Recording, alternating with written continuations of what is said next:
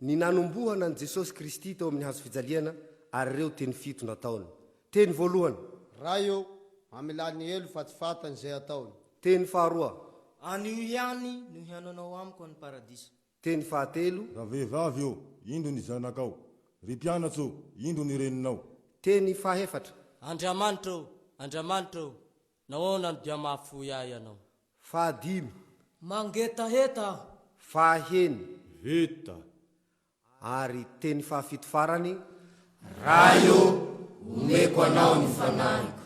olo roe nombo niaraka amin'ny Kristy, ny raiky ankavia ny raiky natao ankavanany ao. Jiolahy re maro ny koraky tambany teo, ngila nandaja ngila ny tagny azy koa ewe. eo Jesosy ny vola voalohany, mamelany elo fatifatany zay taony. Teny faharoe, anio no iana aniko amin'ny paradisa, ny vola fatany jiolahy takavanany ao. Vehivavy eo io ny zanaka, ny mpianatro io ny renina. fahatelo zay, Raha vehivavy eo io ny zanaka, ny mpianatro io ny renina. fahaefatsy, Andriamanitro lawana mahafoy ahy anao. fahadimy, Mangetaheta faheny, vita. Nioky denomiany ny fanahiny. fafito farany, Raha io omeko anao ny fanahiko. raha vehivavy Vehivavy eo io ny zanaka, anatro, ny mpianatro io ny renina.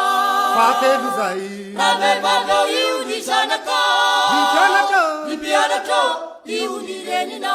fahaefatsy, Andriamanitro lawana mahafoy ahy anao. fahadimy, Mangetaheta faheny, vita.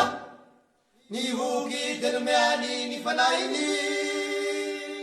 fafito farany, Raha io omeko anao ny fanahiko.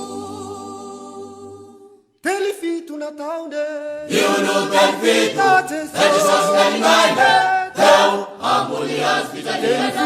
nataone, Io no teny fito, Jesosy naninaine, teo ambony hazo fijaliana.